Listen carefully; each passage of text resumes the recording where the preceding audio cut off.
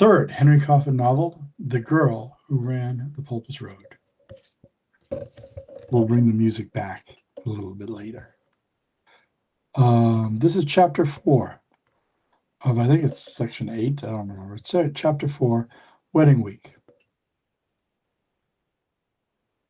June 14th was coming fast, but Devora Manville wasn't sure who else was. The biggest problem was travel. At the moment, she sat in the passenger deck of the steamship Eagle with a grade book in front of her, a stack of note cards to her left, and no intention of doing anything with either. Outside, the air was thick.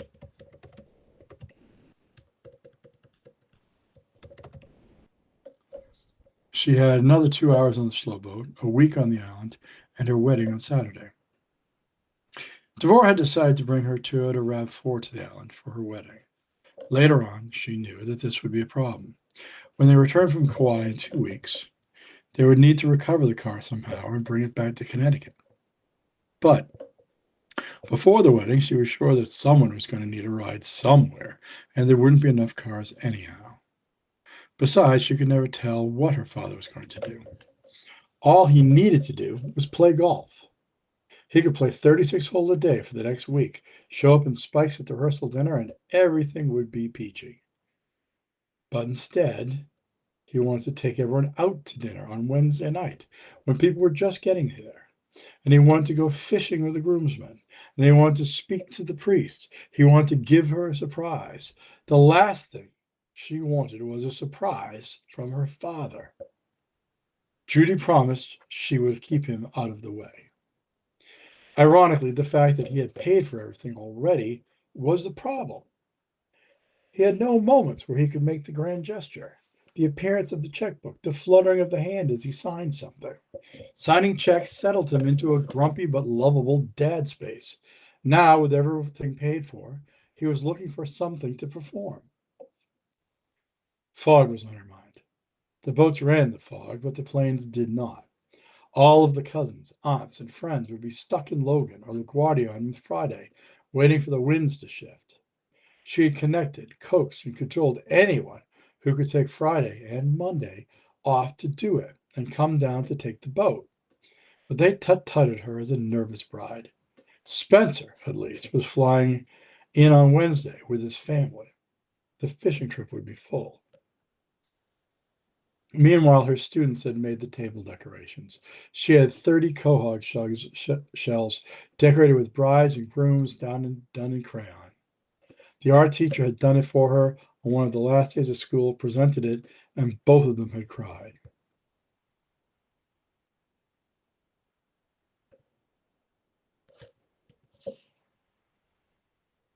Really, that's all she wanted.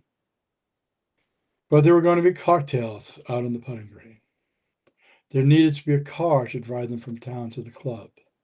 The flowers, the bridesmaids' dresses, gifts, the photographers, the cake. Christ. Chapter 5. What to do. In the end, Simon bought a used white Jeep from Don Allen Motors. When you spend most of your day discussing tens of millions of dollars, the money for a new car looks a lot like pocket change. It wasn't. He knew it wasn't, but sometimes his sense of scale escaped him. He had to acknowledge that Meg would start driving next year, Harrison could drive right now, if he ever got his license, and there would be pressure. And the kids would crash it sooner or later. So he'd be willing to buy a used car for the kids to drive, with airbags and safety devices, knowing that they would back into a sign or another car within the first 6 weeks of getting the keys. He didn't know the girls as well as their mother knew them, but he knew them well enough. The car and the keys were waiting for him at the Nantucket airport Tuesday evening when he arrived.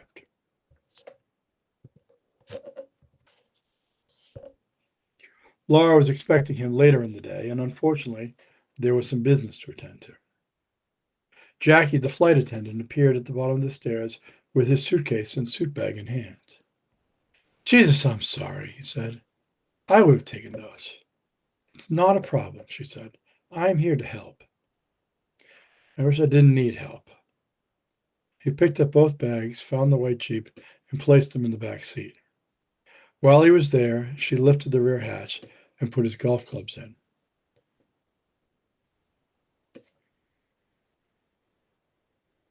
It's a busy time, sir. I know. Thank you, Jackie, he said. Going home? For the weekend, unless you need us. No, he said. You know, sometime if you want to stay out here, let me know. We have a guest house and a lot of space. That's very generous. No, it isn't. We'll talk about it. Okay, great. Enjoy your break, sir. He smiled and waved. He hoped he would see them again. Laura took the newish car for her own. On Tuesday afternoon, she and the girls went to town to pick up a wedding present and some girl things. He didn't want to imagine. Instead, he stood on the porch and contemplated the Atlantic. The air was not warm, and he had put on one of the vests that had been made for the autism tournament. It helped. The fog hung just beyond the head of the harbor, out over the Atlantic. It waited out there, as if it had nothing else to do. Then in the late afternoon, the wind would shift, darkness and cold would descend. You couldn't negotiate with it. It wasn't going to give you a choice or some options. It just came and tied you down in the dark. He had finally turned his mind to the problem of Mark Manville. Athena had asked him to be ready in case Francis wasn't there. He feared and hoped that Francis and his daughter would have disappeared to Ecuador or Belize. However, he needed Francis. With his family at the party, the extraction would be awkward. Simon couldn't disappear from his wife and daughters with a quick, I'm going to the bathroom. It would be easy to just let Manville join in his new poverty. But Athena had known this. That's why she had all of these other pictures. That's why she might have a squad. He needed Francis more than he had before. So Simon hoped he was still here. He got on the old Jeep and drove to Sankaty. He needed to make sure. At Sankaty, Dud, the head pro, met him at the pro shop. Simon, I know you made a reservation for a lesson with Francis, but I don't think that would be a good idea right now. Is something wrong? Nothing serious. He's been sick and he's taking some time. I took the liberty of scheduling you with Kyle. He was a Division III runner-up this spring. I'm sure he's wonderful, Simon said. But I'm concerned about Francis. Nothing to be concerned with, just a summer flu. He had been going pretty full out all spring and caught something in the wet. He'll be fine. He's here, though. Of course. It's just, no, that's fine. Simon looked at the young man. Kyle, after you. The two of them stepped to the driving range. Apparently, Simon wasn't cocking his wrist fully. Afterwards, he sat in the restaurant with a beer and a lobster salad sandwich. To the north, the ribbons of fog floated a few hundred yards off the ocean. Otherwise, the sky was only dotted by high, fair-weather clouds. The course looked barely used, but the greenskeepers were buzzing about on mowers and Cushman. Two of his investors were also at lunch. Simon had put his back to them and was cruising through his phone, but he was aware of what was expected. He had gone to middle school. He knew they had to go and visit the popular kids' table. Instead, he went to the bathroom. Francis should meet him there, if he was here. But he didn't. Simon stood at the urinal for a long, dry minute before he zipped up and washed his hands. There was a routine. They met beforehand. At the celebration, Simon would pull the target aside, toast him with some 30-year-old scotch laced with a roofie, then lead him downstairs. Meanwhile, the band would get everyone on the dance floor with Shout or YMCA. The three of them would drive the target back to his house. Francis would set him up with the morphine, and Simon would offer him a choice. And he would choose, as they always did. And Simon could do it himself, if he had to. A pit in his stomach opened up. He would have to murder this man with his own children in ringside seats. They were all going to the wedding. They were all going to the reception. He pinched the bridge of his nose. He needed Francis. Chapter 6: Uncomfortable Truths. On that same Wednesday afternoon, Pip led Henry through the back streets of Nantucket.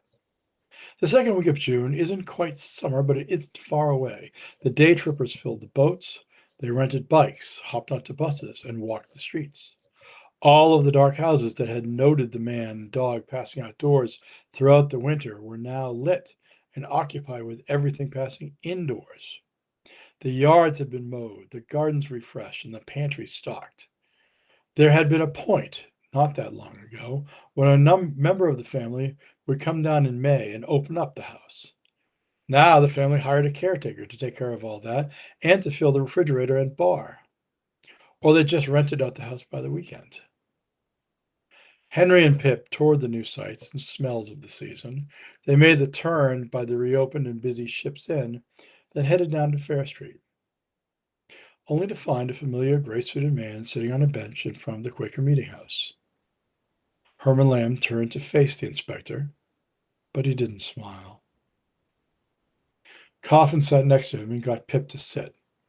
However, with all of the cars and people passing, the doggo felt the need to introduce himself to all of them. It required a treat, he said. He's good for you, Henry. He may kill me.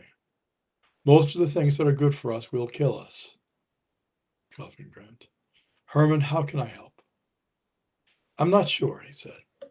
I have a request from a client. Do I know the client? I hope so. Coffin nodded. My client has asked you to be the trustee of a considerable estate. He has put me on a very tight deadline, so I understand if you want to hire your own counsel and consider it. But he is very insistent on time. He wants to sign the papers tomorrow. This is a will.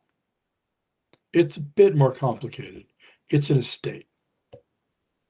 Pip got up and reached the end of his leash. The young couple cooed and scratched him. Some people knew how he was to be treated. Do you need to be vague? There's a lot I don't understand. Who's the client? Francis Mare. And he wants me to be a trustee. In his estate, he has set up a trust fund for his daughter. This is the assistant pro at Sankaty. The same.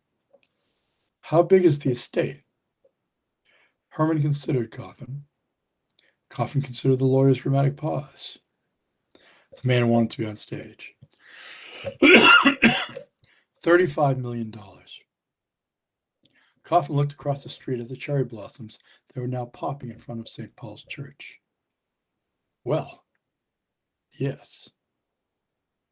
Well, I wouldn't have thought that golf paid that well. Indeed. Coffin reshuffled his assumption in his head, then tossed one or two of them into the trash. The assistant pro is worth more than half the members. You need to look at the Sankaty membership list again. Maybe he is richer than 20%. Coffin smiled. Of course I will sign. Herman frowned. Maybe you should take a moment.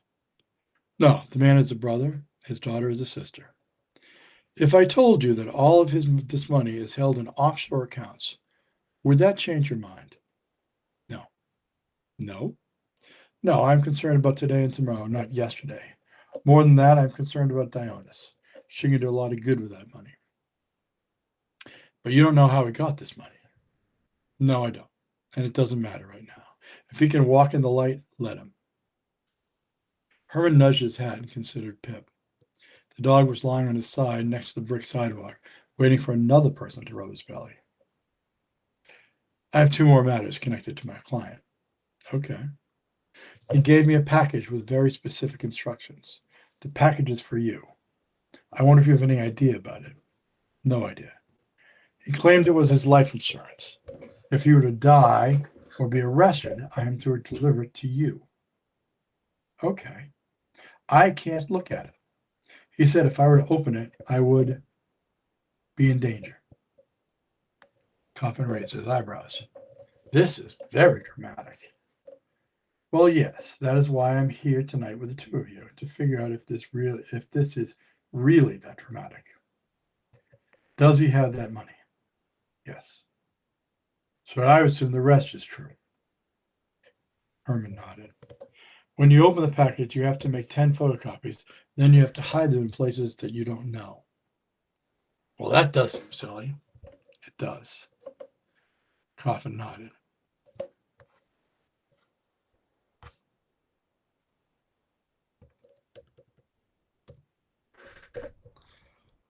Herman, are you familiar with Ambassador Tillinghast?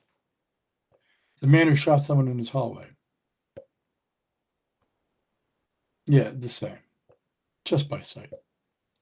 Do you know his past? No. He was the Undersecretary of State in charge of Central America for Reagan and Bush. He worked in Europe during the Cold War, and then he was in Colombia, Guatemala, and other locations. He finished as the ambassador to Brazil. Okay. Do you remember what the United States did in those countries? The attorney sighed. I know enough. Francis worked for Tillinghast in the U.S. government back then. Lamb put the palms of his hands on his pants. State secrets, then. It's his life insurance. So the government may not want these secrets to come out, I assume. And it is a ledger, probably handwritten. No one could pull it off a hard drive if he handwrote it. Herman patted his legs again. If I open it, I will have to do something. It may have evidence of a crime. And anything you do will attract attention. So why do you have to photocopy it? I presume so that I can get copies hidden. And I would announce my knowledge. He must think the department photocopier is connected to the national security. Is it? I don't know. But he might know more about our government's intelligence gathering than I do. If I copy it, then an alarm would go off in Washington or Virginia. Coffin looked at his disappointed dog. Nobody's rubbing his belly. It is, as I think you lawyers would say, a proffer. Lamb remained silent. Why you? Herman, I don't know. This does not make me feel good about having it in my safe. You could give it to me. Those weren't his instructions. We could hold it at the station. Herman eyed him with alarm. You aren't that secure. No. Herman stood up and straightened his pants. One more thing. Okay. I have to have he and Dud sign this tomorrow. Dud is only going to witness it. He won't know anything. Then I have to bring it to the courthouse. Good. I like Dud. The lawyer grunted and sighed at the same time. It has to be registered in probate as of June 14th. Do you know what happens on June 14th? No, but he must be afraid that. Yes. Coffin signed all the necessary paper on top of the lawyer's briefcase. Lamb had attached yellow stickers to every place he was to sign. And then he, finally, rubbed Pip's belly. Pip prowled the empty dance floor at the chicken box. Jean-Jean stood with the two policemen. All three considered the dog. Pip started licking the floor. I don't want to know what he is slurping up, Sergeant Abraham muttered. A spilled drink. Probably, Jean-Jean said. Do you want to get him, Henry? No, he'll be fine. You clean it up if he boots in the new car. Coffin sighed. Sure. Danny turned back to the bartender. Jean-Jean, Henry wants to know if you would like to take part in a federal crime. Not a local one. No, this is state secrets. The old man eyed his long-term partner. It is nowhere near that dramatic. Oh, it could be. Explain it to him. Danny considered the bartender. This is batshit white people shit. Could I go to jail? If you are lucky. You might get shot by some white boy with night vision goggles and a license to kill. Sounds like fun. Henry looked at the two of them. This is nowhere near that dramatic. Easy for you to say. Coffin loved the two of them. They knew it.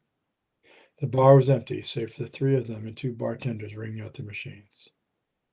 You remember Tillinghast, the coach. He just shot a guy. Danny scoffed. He was also Undersecretary of State in charge of Central America. That is code for CIA. Coffin nodded. Well, he was in charge of a lot of shady stuff. He ordered a lot of dead brown people and disappeared them. The guy in the hallway is the first one we think he did himself, Danny added.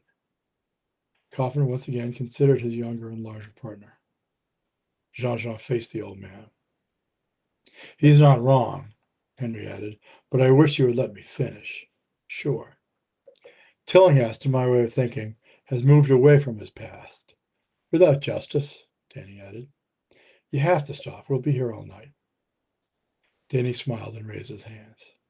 Jean-Jean also smiled. Another man on the island, Francis, worked with Tillinghast back in the bad days. He was a killer, Jean-Jean asked. Danny tapped his nose. Probably yes. Coffin waited for the peanut gallery to comment, but Danny was silent now. Francis just made out his will. He's giving some ungodly amount of money to his daughter. $35 million. Coffin nodded. His old habits prevented him from talking about money like this. And he has a ledger that he wants me to photocopy and hide. I have to hide 10 copies in case he dies or is arrested. Does he know that you don't arrest anyone? No, Danny added. Henry continued. So I'm hoping that I could give you this ledger to hide. You can't tell me where you hid it. Why do I have to hide it?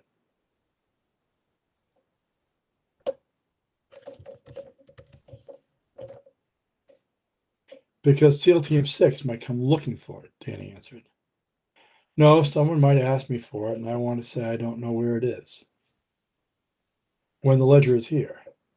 If you get it, I don't want to know where you will hide it. I'm going to put it behind the toilet in the band house. Really? Jean-Jean winked. Absolutely. Coffin nodded. What is in the ledger? This is the good part, Danny interrupted. I don't know, Henry answered. But if you were to speculate, Danny pushed. He loved watching the inspector squirm. Francis was a soldier working for the CIA in Central America. The most sensitive information he knows are his kills. But I don't know. Jean-Jean paused. Really? I don't know what is in it, Henry repeated. Jean-Jean looked at Danny. Why is he doing this? The sergeant stopped smiling. 3 reasons. Coffin finished his mug of Scottish coffee. Jean-Jean refilled it automatically with a splash of Johnny Walker. First, the old man is vain, and he likes being asked to do fucked up and possibly illegal things. Second, I think he will really enjoy pissing off Tillinghast and the entire deep state. Finally, he admires Francis's daughter. Admires? Jean-Jean asked. It's the right word. I'll give him that, Henry allowed. She is amazing. Have I seen her? She was at the memorial service. She dates Elvis. He probably saw this. Danny swiped on his phone and showed Jean-Jean a picture of Dionys in her dress, posing with Hadley. The bartender looked at it, then at the old Quaker. He handed the phone back to Danny. Hadley likes her. Better than any white girl I have seen. Jean-Jean appeared more serious. Danny reframed his answer. Dionys is a phenomenal athlete. We watch her run into town almost every morning. From what we can tell, she takes care of her old man, and she rocks the dress. She does. Jean-Jean considered the old white inspector. For her, absolutely. If anyone asks, tell them it's behind the toilet in the band house.